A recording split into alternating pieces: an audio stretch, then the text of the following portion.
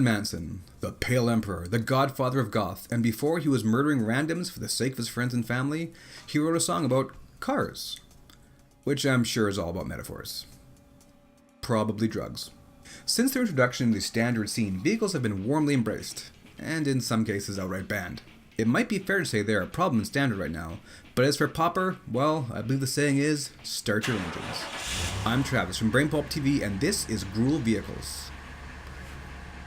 Gruul Vehicles is a red-green Pauper deck that may not be the most aggro of decks, but will put out some good mileage once things get going.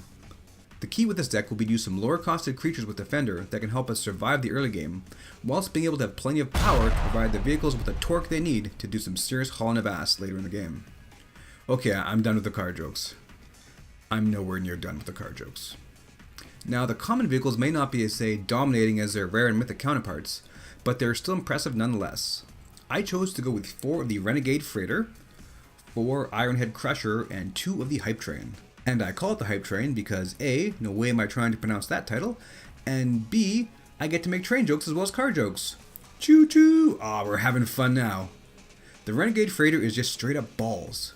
+1/+1 and trample whenever it attacks. The Crusher, however, was a tough choice, as it has no bonus abilities like Menace or Trample, but it is a 6/6, and sometimes bigger is simply better. The argument can be made for the Mobile Garrison, which has a lower crew cost and the ability to essentially get crewed for free, but it's not a real free. It's like the mail-in rebate kind of free, which, as we all know, is not free. Plus, it looks like a flying vehicle, but it's not. It's like a flying teaser, and that's not cool. And with the Hype Train, it's an 8/6 with Menace. Again, the crew cost is a little high, as is the mana cost, but we're going to do our best to make sure that's not going to be an issue. Now, the actual flying vehicle in the common is, well, it's in the sideboard. It's just not great. I mean, it's not terrible, but if Smuggler's Copter was the bright and shiny baby the whole plane of Caldas was proud to see born, well, Skyskiff would be the afterbirth. That's a little harsh and a little gross too, but still, it has a crew of 1, so I did put 2 in the sideboard. So we got us enough vehicles to open a used car lot. Oh, the jokes keep coming. How are we going to drive these things? Since we want them to stay in pristine shape, we'll skip out the driver's ed class and just get some appropriate creatures. Since the goal is to have our vehicles be the primary attackers, it's important that our other creatures have high power, but it's not so important that they need to attack. We will start with a playset of, you may want to write this down, I'm sure you haven't heard of it, Topid Molich. Hey, a 3/2 for 1 red mana, Defender. But you can sack 3 lands to attack with him, that may come in handy. I mean, never say never, right Justin Bieber? 4 of the Glade Watcher, the Elemental Poet, a 3/3 with Defender who can lose that for 1 green mana if you have creatures powering a total of 8, which, given the fact that he has 3 himself, is a more likely option than sacking 3 lands. I chose this guy over the Terran Elemental basically because they can both crew the same, but the Watcher can block a 2/2 without trading, the Elemental cannot. There's also 4 of the Mogg Flunkies, the recently reprinted Mogg Flunkies who can't attack or block alone, but they can crew just fine. And 4 of the Elvish Mystic, who will help us ramp up some bigger vehicles, see what I did there? And can help top off the crew costs once they're all revved up and ready to go. That's 18 creatures, now on to spells. We will play 4 Dragon Fodder, again mostly for the crew costs, but still, chumps late game, or just 2 power for 2 mana. That's not terrible either.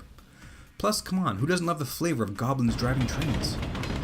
I don't want to say Lightning Bolt, but Lightning Bolt. I mean, it's Pauper, there'd be red mana, it's just a given. 2 Colosal Might, a great combat trick, but can also be used to pump a token or an elf if we're in desperate need of crewing. Maybe a waste of a spell, but is attacking with an 8/6 creature with Menace ever a waste? And 2 Wrangle. Yeah, Wrangle. Let's just go over quickly how fun Wrangle can be in this deck.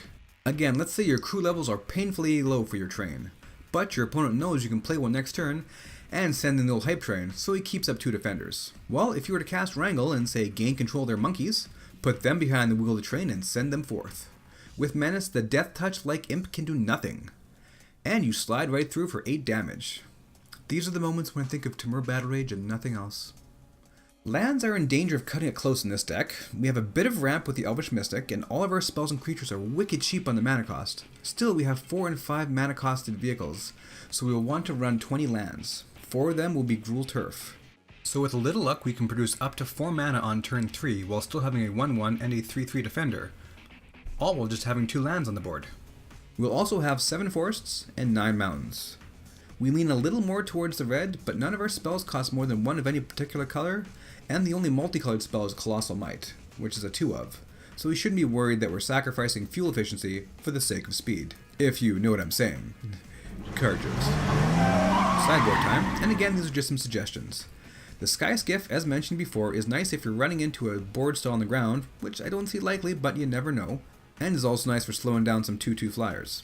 Anytime you have a 6 to 8 power creature to more battle rage is tempting, as is something like Prey Upon.